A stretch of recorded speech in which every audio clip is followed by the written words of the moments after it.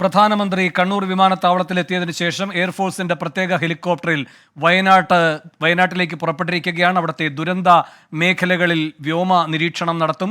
അതിനുശേഷമാണ് പ്രധാനമന്ത്രി കൽപ്പറ്റയിലെ ഹെലിപ്പാഡിൽ വന്നിറങ്ങുക. അതിനുശേഷം പിന്നെ മറ്റു സ്ഥലങ്ങളും മോദി സന്ദർശിക്കുമെന്നാണ് അറിയാൻ കഴിയുന്നത്. ഏതാണ്ട് 10:53 നിശ്ചയിച്ചതിനേക്കാൾ നേരത്തെയാണ് എയർ ഇന്ത്യയുടെ വിമാനത്തിൽ നരേന്ദ്രമോദിയും സുരേഷ് ഗോപിയും കണ്ണൂർ വിമാനത്താവളത്തിൽ വന്നിറങ്ങിയത്. മുഖ്യമന്ത്രിയും ഗവർണറും അദ്ദേഹത്തെ സ്വീകരിച്ചു. അതിനുശേഷം ഇപ്പോൾ വയനാട്ടിലേക്ക് പുറപ്പെട്ടിരിക്കുകയാണ്. മുഖ്യമന്ത്രിയും ഗവർണറും എല്ലാം പ്രധാനമന്ത്രിയെ അനുഗമിക്കുന്നുണ്ട്. ഈ വ്യോമ നിരീക്ഷണത്തിനിടെ കേരളം നേരിട്ട ദുരന്തത്തിന്റെ വ്യാപ്തി നരേന്ദ്രമോദിയെ ധരിപ്പിക്കും ചീഫ് സെക്രട്ടറി. മുഖ്യമന്ത്രിയും അദ്ദേഹവുമായി ആശയവിനിമയം നടത്തും. വളരെ പ്രതീക്ഷയോടെയാണ് കേരളം പ്രധാനമന്ത്രിയുടെ സന്ദർശനത്തെ കാണുന്നത്. വിജയകുമാർ തുടരുന്നുണ്ട്.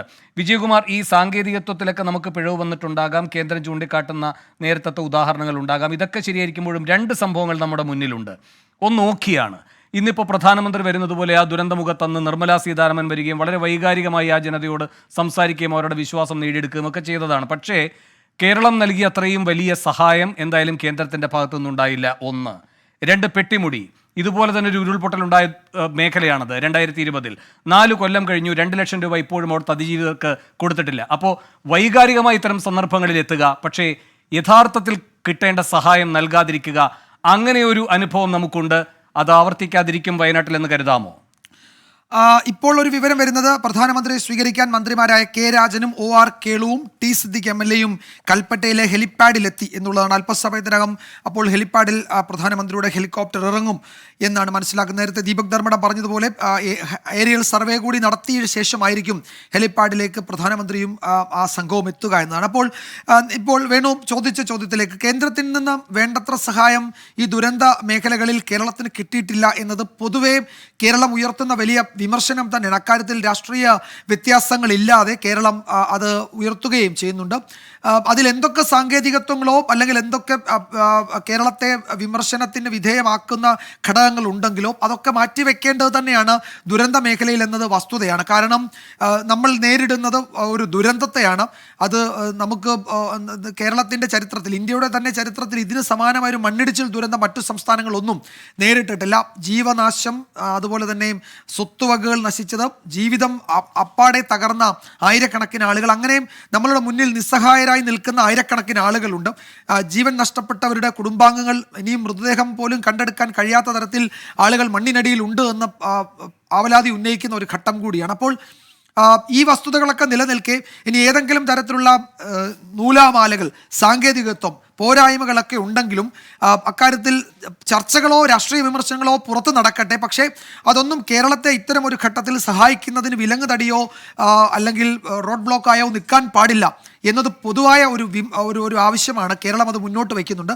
നമ്മൾ കരുതുന്നത് ഇക്കാര്യത്തിൽ കേരളത്തിൽ ഈ ദുരന്തമുണ്ടായതിന് പിറ്റേ ദിവസം ഇവിടെ എത്തിയ കേന്ദ്രമന്ത്രി ജോർജ് കുര്യൻ നൽകുന്ന റിപ്പോർട്ടിൽ അതിൻ്റെ മുഴുവൻ വിവരങ്ങളും ഉണ്ടാകുമെന്ന് തന്നെയാണ്. കാരണം ഈ ദുരന്തത്തിൻ്റെ ഏറ്റവും അടുത്ത ദിവസങ്ങളിൽ അദ്ദേഹം വന്നിരുന്നതാണ്, ഈ മേഖലകളിൽ പോയതാണ്. ഉദ്യോഗസ്ഥരുമായും ഈ രക്ഷാപ്രവർത്തനം നടത്തിയ ആളുകളുമായും നാട്ടുകാരുമായും അതുപോലെ തദ്ദേശ സ്ഥാപനങ്ങളിലെ അംഗങ്ങളുമൊക്കെയായി സംസാരിച്ചതാണ്. എന്തൊക്കെയാണ് ആ മേഖലയിൽ അടിയന്തരമായി വേണ്ടത് എന്നതിൽ ഒരു സമഗ്ര വിവരം ശേഖരിച്ചാണ് മടങ്ങിയത്. 2 ദിവസം കൂടി കഴിഞ്ഞ് ഡൽഹിയിലെത്തിയ ഒരു റിപ്പോർട്ട് പ്രധാനമന്ത്രിക്ക് നൽകുന്നത്, പ്രധാനമന്ത്രിയുടെ ഓഫീസിൽ നൽകുന്നതിൻ്റെ ചിത്രങ്ങളൊക്കെ പുറത്തു വരികയും ചെയ്തതാണ്. അപ്പോൾ നമ്മൾ മനസ്സിലാക്കുന്നത് ഈ ദുരന്തത്തിൻ്റെ മുഴുവൻ വിവരങ്ങളും അതിൻ്റെ സമഗ്ര ചിത്രം ഇതിനോടകം പ്രധാനമന്ത്രിയുടെ ഓഫീസിൽ പ്രധാനമന്ത്രിക്ക് തന്നെ കിട്ടിയിട്ടുണ്ട് എന്നുള്ളതാണ്. ഇപ്പോൾ കേന്ദ്ര ആഭ്യന്തരമന്ത്രി നിർദ്ദേശിച്ചതനുസരിച്ചാണ് ജോയിൻറ്റ് സെക്രട്ടറിയുടെ നേതൃത്വത്തിലുള്ള ഒരു കേന്ദ്ര സംഘം ഇന്നലെ ഇവിടെ എത്തിയത്. ഇന്നലെ വൈകിട്ട് തന്നെ ഈ പ്രധാനപ്പെട്ട ദുരന്ത മേഖലകളിൽ അവർ എത്തുകയും അതിനുശേഷം ഉദ്യോഗസ്ഥരുമായും മന്ത്രിതല സംഘവുമായും അതിനുശേഷവും മുമ്പും കൂടിക്കാഴ്ച നടത്തുകയും ചെയ്തിരുന്നു.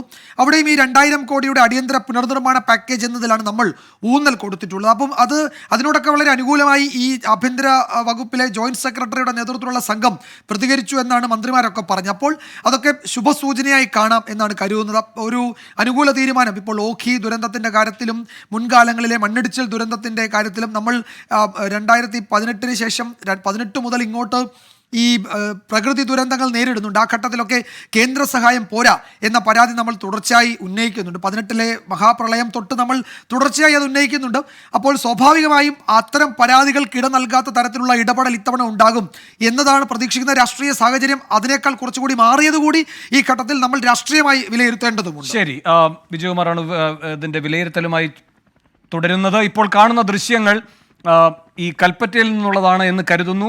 പ്രധാനമന്ത്രി വ്യോമ നിരീക്ഷണം നടത്തിയ ശേഷം അല്പസമയത്തിനകം ഈ ഹെലിപ്പാഡിൽ ഇറങ്ങുമെന്നാണ് അറിയുന്നത്. ദീപക് ധർമ്മടം ഉണ്ട്. ദീപക്, കിട്ടുന്ന വിവരം എന്താണ്?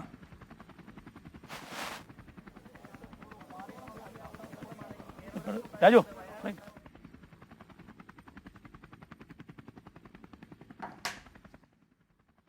ദീപക് ധർമ്മടം അല്പസമയത്തിനകം വിവരങ്ങളുമായി ചേരും. ദീപക്, ഈ ഹെലിപ്പാഡിന് അടുത്ത് തന്നെയുണ്ട്. കൽപ്പറ്റ SKMJ സ്കൂളിന് സമീപമുള്ള പ്രത്യേകം തയ്യാറാക്കിയ ഹെലിപ്പാഡിലാണ് പ്രധാനമന്ത്രിയുടെ ഹെലികോപ്റ്റർ അല്പസമയത്തിനകം ഇറങ്ങുക. അതിന്റെ ദൃശ്യങ്ങളാണ് നേരത്തെ കണ്ടത് എന്നാണ് കരുതുന്നത്. 11:16 പ്രധാനമന്ത്രി കണ്ണൂരിൽ നിന്ന് പുറപ്പെട്ടത്. എയർഫോഴ്സിന്റെ ഹെലികോപ്റ്ററിൽ വ്യോമ നിരീക്ഷണം നടത്തി. ഈ ദുരന്ത മേഖലയിലെ സാഹചര്യങ്ങൾ അദ്ദേഹം കാണുന്നു. അതിനുശേഷം ഇപ്പോൾ കൽപ്പറ്റയിൽ വന്നിറങ്ങും. അതിനുശേഷമാണ് ദുരിതാശ്വാസ ക്യാമ്പിലടക്കം പോവുക. ദുരന്ത മേഖലയിലെ ചില സ്ഥലങ്ങളും പ്രധാനമന്ത്രി സന്ദർശിക്കുക എന്നാണ് അറിയുന്നത്. മുഖ്യമന്ത്രിയും ഗവർണറുമൊക്കെ അദ്ദേഹത്തെ അനുഗമിക്കുന്നുണ്ട്. കേന്ദ്രമന്ത്രി സുരേഷ് ഗോപിയുമുണ്ട്. ഈ വ്യോമ നിരീക്ഷണത്തിലൂടെ കേരളം നേരിട്ടത് എത്ര വലിയ ദുരന്തമാണ് എന്ന് പ്രധാനമന്ത്രിക്ക് നേരിട്ട് കാണാൻ കഴിയും. മാത്രവുമല്ല, ഇതുമായി ബന്ധപ്പെട്ട റിപ്പോർട്ടുകളും അദ്ദേഹത്തിന്റെ മുന്നിലുണ്ട്. കൂടാതെ ചീഫ് സെക്രട്ടറിയും എന്തൊക്കെയാണ് ഉണ്ടായിരിക്കുന്ന നാശനഷ്ടം, അതിന്റെ വ്യാപ്തി എന്ത് എന്നതെല്ലാം മുഖ്യമന്ത്രിയോട് വിശദീകരിക്കും. പിന്നീട് അദ്ദേഹം ഈ കൽപ്പറ്റയിൽ വന്നിറങ്ങിയ ശേഷം പിന്നെ ഈ ദുരന്ത മേഖലയിലെ ചില ഭാഗങ്ങളും സന്ദർശിക്കുന്നുണ്ട്. ക്യാമ്പ് സന്ദർശിക്കും. അതുപോലെ തന്നെ ആശുപത്രിയിൽ ചികിത്സയിൽ കഴിയുന്നവരെ സന്ദർശിക്കും. കൽപ്പറ്റയിൽ പ്രധാനപ്പെട്ട ഒരു റിവ്യൂ മീറ്റിംഗ് നടക്കുന്നുണ്ട്. അതിൽ പങ്കെടുക്കുന്നു പ്രധാനമന്ത്രി എന്നത് വളരെ വളരെ പ്രധാനമാണ്. ആ ഘട്ടത്തിലും കേരളത്തിൽ എത്ര വലിയ ദുരന്തമാണ് ഈ വയനാട്ടിൽ നേരിട്ടത് എന്നതിൻ്റെ ഒരു നേർചിത്രം അദ്ദേഹത്തെ ബോധ്യപ്പെടുത്താൻ കഴിയുമെന്നും സർക്കാർ കരുതുന്നുണ്ട്. എന്തായാലും പ്രധാനമന്ത്രിയുടെ വയനാട് സന്ദർശനം പുരോഗമിക്കുകയാണ്. അല്പസമയത്തിനകം കൽപ്പറ്റയിൽ അദ്ദേഹം എത്തുമെന്നാണ് കരുതുന്നത്. ദീപക് ഇപ്പോഴുണ്ട്. ദീപക് നൽകാൻ കഴിയുന്ന വിവരങ്ങൾ എന്താണ്?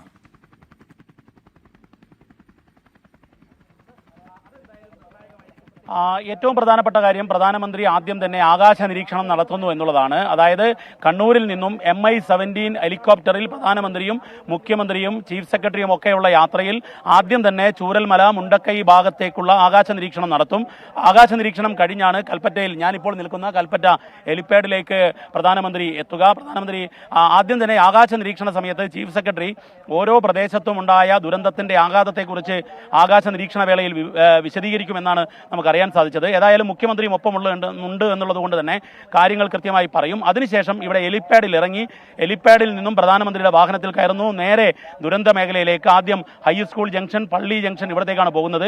അവിടെ നിന്നും കേരള പോലീസിന്റെ ഹൗസിലേക്ക് മാറിക്കയറുന്നു. പിന്നീട് ഹൈസ്കൂൾ ജംഗ്ഷനിലെ ദുരന്ത മേഖല ആകെ സന്ദർശിച്ച ശേഷം ചൂരൽ പാലത്തിലേക്ക് പോകും. ചൂരൽ പാലത്ത്, അതായത് ഇന്ത്യൻ ആർമി ചരിത്രം എഴുതിക്കൊണ്ട് നിർമ്മിച്ച ചൂരൽ മലയിലേക്കുള്ള പാലത്തിൽ, ആർമിയുടെ താൽക്കാലിക പാലത്തിലായിരിക്കും പ്രധാനമന്ത്രി പോവുക. അവിടെ പ്രധാനമന്ത്രി നടന്ന് മുന്നോട്ട് നീങ്ങും എന്നുള്ളതാണ് നമുക്ക് ലഭ്യമാകുന്ന സൂചന. പക്ഷേ മാവോയിസ്റ്റ് ഡോമിനേറ്റഡ് ഏരിയ എന്നുള്ള നിലയിൽ SPG കർശന സുരക്ഷ ഏർപ്പെടുത്തി. അതുകൊണ്ട് തന്നെയാണ് ദുരന്ത മേഖലയിൽ റോഡ് മാർഗം പ്രധാനമന്ത്രി അധികം പോകാത്തതും എന്നുള്ളതാണ് നമുക്ക് ലഭ്യമാകുന്ന വിവരം. അതിനുശേഷം ദുരന്ത മേഖലയിൽ ADGP MR അജിത് കുമാറും ചീഫ് സെക്രട്ടറിയും കാര്യങ്ങൾ വിശദീകരിക്കും. IG സേതുരാമനും അതുപോലെ തന്നെ വയനാട് കലക്ടറും ഒപ്പമുണ്ടാകും. ഈ സന്ദർശന വേളയിൽ തന്നെ ഓരോ ആഘാതത്തിന്റെയും ഡീറ്റെയിൽസ് പറഞ്ഞു കൊടുക്കും. പിന്നീട് നീങ്ങുക ക്യാമ്പിലേക്കാണ്. സെന്റ് ജോസഫ് സ്കൂളിൽ ഒരുക്കിയ ദുരിതാശ്വാസ ക്യാമ്പിൽ പ്രധാനമന്ത്രി നീങ്ങുന്നു. അതിനുശേഷം നേരെ വിംസ് ആശുപത്രിയിൽ ഈ ദുരന്തത്തിന്റെ ഇരകളായി ചികിത്സയിൽ കഴിയുന്നവർക്ക് നേരെ അവർക്കായിരിക്കും, അവരോട് സംസാരിക്കും. ഏതാണ്ട് 7 പേരുടെ പട്ടിക തയ്യാറാക്കി അതിൽ പരിക്കേറ്റ് കിടക്കുന്ന ഒരു കുട്ടിയോട് പ്രധാനമന്ത്രി സംസാരിക്കുമെന്നാണ് നമുക്ക് മനസ്സിലായത്. അതിനുശേഷം പ്രധാനമന്ത്രി നേരെ കലക്ടറേറ്റിലേക്കാണ് നീങ്ങുക. കലക്ടറേറ്റിലാണ് അവലോകന യോഗം. അവലോകന യോഗം കേരളത്തെ സംബന്ധിച്ചിടത്തോളം ഏറെ നിർണായകം. കേരളത്തിന് കേന്ദ്രം എന്ത് കിട്ടുമെന്നതിന്റെ സൂചന പോലും ലഭിക്കുന്നത് ഈ യോഗത്തിലായിരിക്കും. അവിടെ ചീഫ് സെക്രട്ടറി ഡിജിറ്റൽ പ്രസന്റേഷൻ നടത്തും. മുഖ്യമന്ത്രി കേരളത്തിന്റെ ആവശ്യം, അതായത് കേരള സർക്കാർ ഉണ്ടാക്കാൻ പോകുന്ന ടൗൺഷിപ്പിൽ കൃത്യമായി കേന്ദ്രത്തിന്റെ സഹായം വേണം. മാത്രമല്ല L3, L4 കാറ്റഗറികളുടെ തർക്കത്തിലേക്ക് പോകാതെ അറിഞ്ഞുകൊണ്ടുള്ള സഹായം വേണമെന്ന് കേരളം അതൊരു നിവേദന രൂപത്തിൽ തന്നെ മുഖ്യമന്ത്രി ആ യോഗത്തിൽ വെച്ച് നൽകുമെന്നാണ് നമുക്ക് മനസ്സിലാകുന്നത്. ഏതായാലും ഇന്നത്തെ ദുരന്ത മേഖലയിലേക്കുള്ള പ്രധാനമന്ത്രിയുടെ യാത്ര കേരളം വലിയ പ്രതീക്ഷയിൽ കാണുന്നു. കാരണം കേരളത്തിന് കേന്ദ്രത്തിന്റെ വലിയ സഹായം ഈ വേളയിൽ കിട്ടിയേ മതിയാകൂ. സാമ്പത്തിക പ്രതിസന്ധിയിൽ നട്ടം തിരിയുന്ന സാഹചര്യത്തിലാണ് ഈ ദുരന്തമുണ്ടായത്. 2000 കോടിയിലേറെ നഷ്ടമുണ്ടായെന്ന് പ്രാഥമിക കണക്ക്. അത് പുനർനിർമ്മാണത്തിന് അതിന്റെ ഇരട്ടിയിലേറെ തുക വേണ്ടിവരും. ഈ കാര്യം കേന്ദ്രത്തെ കൃത്യമായി ധരിപ്പിക്കുകയാണ് കേരള കേരളത്തിന്റെ ലക്ഷ്യം. അതുകൊണ്ട് തന്നെ ഇപ്പോൾ ദുരന്ത മേഖലയിലെ ആകാശ നിരീക്ഷണത്തിൽ പ്രധാനമന്ത്രിക്കൊപ്പം മുഖ്യമന്ത്രി, ഒപ്പം തന്നെ ഗവർണർ, അതുപോലെ chief secretary doctor Venu, ADGP Darvesh Sahib ഇവരെല്ലാം ഉണ്ട്. ചീഫ് സെക്രട്ടറിയാണ് ആകാശ നിരീക്ഷണ വേളയിൽ പ്രധാനമന്ത്രിയെ ദുരന്തത്തിന്റെ ഇപ്പോൾ നടക്കുന്ന എന്താണ്? ഈ ദുരന്ത മേഖലയിലെ വ്യോമ നിരീക്ഷണം മോദി തുടരുകയാണോ?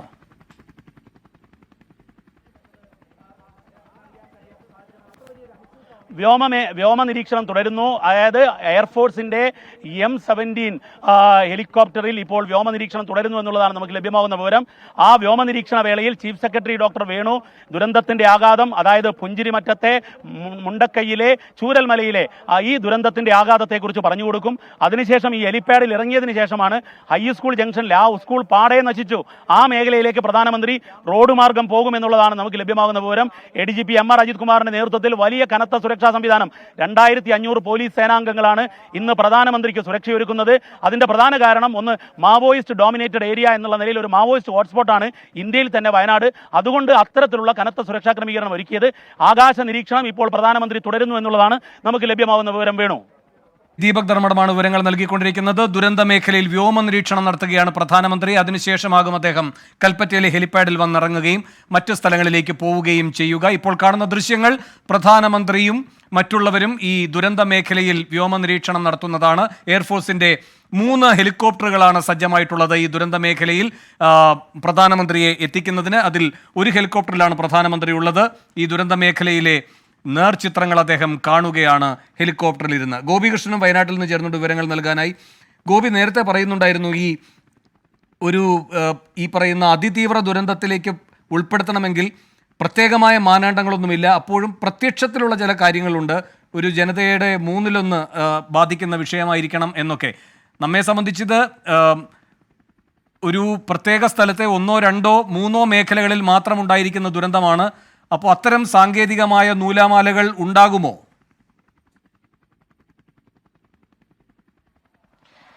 വേണു, നമുക്കറിയാം, നേരത്തെ വേണു സൂചിപ്പിച്ചതുപോലെ തന്നെ പല സന്ദർഭങ്ങളിലും കേരളത്തിന്റെ പല ആവശ്യങ്ങളോടും കേന്ദ്ര സർക്കാർ മുഖം തിരിച്ചു നിന്ന ഒരു നിലപാടുണ്ടായിട്ടുണ്ട്. ഏറ്റവും ഒടുവിൽ ഇപ്പോൾ ഈ പ്രളയബാധിത പ്രദേശങ്ങളുടെയും കാലവർഷമുണ്ടാക്കിയ നാശനഷ്ടങ്ങൾക്ക് സഹായധനം നൽകുന്ന പട്ടികയിലും കേരളത്തെ ഉൾപ്പെടുത്തിയിരുന്നില്ല.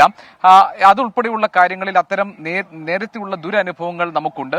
പക്ഷെ അതിൽ നിന്ന് വയനാട്ടിലെ ദുരന്തത്തെ വ്യത്യസ്തമാക്കുന്നത് നേരത്തെ വിജയകുമാർ പറഞ്ഞതുപോലെ തന്നെ ഇതിലൊരു ദേശീയ ശ്രദ്ധ പതിഞ്ഞിട്ടുണ്ട്. മാത്രമല്ല, ഈ കാര്യങ്ങളിൽ കേരളത്തിൽ നിന്നുള്ള 2 കേന്ദ്രമന്ത്രിമാർ പ്രധാനമന്ത്രിയോട് ധരിപ്പിച്ചിട്ടുള്ള കാര്യങ്ങളുണ്ട്. പക്ഷേ ഒരു 2000 കോടി രൂപയുടെ അല്ലെങ്കിൽ ഒരു സ്പെഷ്യൽ പാക്കേജ് വയനാടിന് പ്രഖ്യാപിക്കുക എന്നതിനേക്കാൾ ഒരുപക്ഷെ കേരളം ആഗ്രഹിക്കുന്നതും കേരളം പ്രതീക്ഷിക്കുന്നതുമൊക്കെ പുനരധിവാസം, അതായത് ടൗൺഷിപ്പ് രൂപീകരിച്ച് പുനരധിവാസം നടത്തുന്നത് അടക്കമുള്ള കാര്യങ്ങളിൽ ദേശീയ ദുരന്ത നിവാരണ നിധിയിൽ നിന്നും ഗണ്യമായ ഒരു തുക കേരളത്തിന് ലഭിക്കുക എന്നതാണ്. 2013 ഉത്തരാഖണ്ഡിലും 2014 രാജസ്ഥാനിലും ഉണ്ടായ പ്രകൃതിക്ഷോഭങ്ങളിൽ സംസ്ഥാന സർക്കാരുകൾക്ക് ആ തരത്തിലുള്ള ഒരു പിന്തുണയും പരിഗണനയും കേന്ദ്ര സർക്കാർ നൽകിയിരുന്നു. സമാന സ്വഭാവത്തിലും സമാന രീതിയിലുമുള്ള ഒരു പരിഗണന കേരളത്തിന് ഈ ഘട്ടത്തിൽ ലഭിക്കുക എന്നതാണ്. നേരത്തെ ഞാൻ പറഞ്ഞത് അതിതീവ്ര ദുരന്തമായോ അല്ലെങ്കിൽ ദേശീയ ദുരന്തമായോ ഒക്കെ പരിഗണിക്കുന്നതിന് ഒരു സംസ്ഥാനത്തെ 1/3 വരുന്ന ജനങ്ങളെ ബാധിക്കുന്ന പ്രശ്നം എന്ന നിലയിലാണ് അത് പരിഗണിക്കപ്പെടുക. അതല്ലെങ്കിൽ ഇതിന്റെ വ്യാപ്തി എന്താണ്, തീവ്രത എത്രത്തോളം ഉണ്ട്, ഈ പ്രതിസന്ധിയെ നേരിടാൻ സംസ്ഥാന സർക്കാരിന് ഏത് തരത്തിൽ ഉള്ള സഹായം, സംസ്ഥാന സർക്കാർ ഈ ദുരന്ത നിവാരണത്തിന് എന്തൊക്കെ കാര്യങ്ങൾ ചെയ്യുന്നു, ഈ കാര്യങ്ങൾ ഈ മാനദണ്ഡങ്ങളൊക്കെ പാലിക്കുന്നതിനും ഇതുമായി ബന്ധപ്പെട്ട കാര്യങ്ങളൊക്കെ പരിശോധിച്ച ശേഷമായിരിക്കും കേന്ദ്ര സർക്കാർ ഏത് വിധത്തിലുള്ള സഹായമാണ് സംസ്ഥാനങ്ങൾക്ക് നൽകേണ്ടതെന്ന് നിശ്ചയിക്കുക. നിലവിൽ ഇപ്പോൾ കേന്ദ്ര ആഭ്യന്തര മന്ത്രാലയത്തിന്റെ ഒരു 9-അംഗ ടീം ഇവിടെ നടന്ന ദുരന്തത്തിന്റെ ആഘാതം എത്രത്തോളം ഉണ്ട് എന്ന് മനസ്സിലാക്കാനും അതുമായി ബന്ധപ്പെട്ട റിപ്പോർട്ടുകൾ കേന്ദ്രത്തിന് നൽകും. അതിനു പുറമെ ഇപ്പോൾ പ്രധാനമന്ത്രിയുടെ സന്ദർശനം പ്രധാനമായും ഒരുപക്ഷെ സംഭവിക്കാൻ പോകുന്നത് ഒരു സ്പെഷ്യൽ പാക്കേജ് വയനാടിന് പ്രഖ്യാപിക്കാനുള്ള സാധ്യതയുണ്ട് എന്നതാണ്. അതിനപ്പുറം ദേശീയ ദുരന്ത നിവാരണ നിധിയിൽ നിന്ന് ഉള്ള സഹായം കേരളം പ്രതീക്ഷിക്കുന്ന ഗണ്യമായ ഒരു സഹായമാണ്. അതായത് ഏതെങ്കിലും ഒരു മേഖല, ഒരു പുനർനിർമ്മാണം എന്നതിൽ മാത്രമല്ല, ഇതിന്റെ സമഗ്രമായ പുനരധിവാസം അടക്കം സംസ്ഥാന സർക്കാരിന്റെ ആലോചനയിലുള്ള പദ്ധതികൾക്ക് പൂർണ്ണമായ ഒരു സഹായം കേന്ദ്ര സർക്കാരിൽ നിന്ന് ലഭിക്കുക എന്നതാണ്. ഈ അടുത്ത സമയത്ത് ഇതുമായി ബന്ധപ്പെട്ട വിവാദങ്ങളൊക്കെ ഉയർന്നിരുന്നെങ്കിലും പ്രധാനമന്ത്രി നേരിട്ട് ദുരന്ത മേഖലയിൽ എത്തുന്നു എന്നത് കേരളത്തിന് പ്രതീക്ഷ നൽകുന്നുണ്ട്. മന്ത്രിസഭ ഉപസമിതി നൽകിയിരിക്കുന്ന ഈ പദ്ധതി സംബന്ധിച്ചിട്ടുള്ള കാര്യങ്ങളിൽ ധനസഹായം ആവശ്യപ്പെട്ട് നൽകിയിരിക്കുന്ന ആ പദ്ധതിയുടെ കാര്യത്തിലുമൊക്കെ അനുകൂലമായ ഒരു സമീപനം ഉണ്ടാകുമെന്ന് കേരളം പ്രതീക്ഷിക്കുന്നു. ഏതായാലും ഇതിലെ സാങ്കേതികത്വവും അതുപോലെ തന്നെ നിയമപരമായ കാര്യങ്ങളുമൊക്കെ ഇതിൽ ഉൾച്ചേർന്നിട്ടുണ്ട്. അതില്ലാതെ ഈ കാര്യങ്ങളെ സമീപിക്കും കേന്ദ്ര സർക്കാർ എന്നും കരുതുക വയ്യ. ഏതായാലും പ്രധാനമന്ത്രിയുടെ വരവ് വളരെ അനുകൂലമായ ഒരു സമീപനം കേരളത്തോട് കാണിക്കുന്നതിന്റെ സൂചനയായി ഇപ്പോൾ നമുക്ക് മനസ്സിലാക്കാൻ വേണം.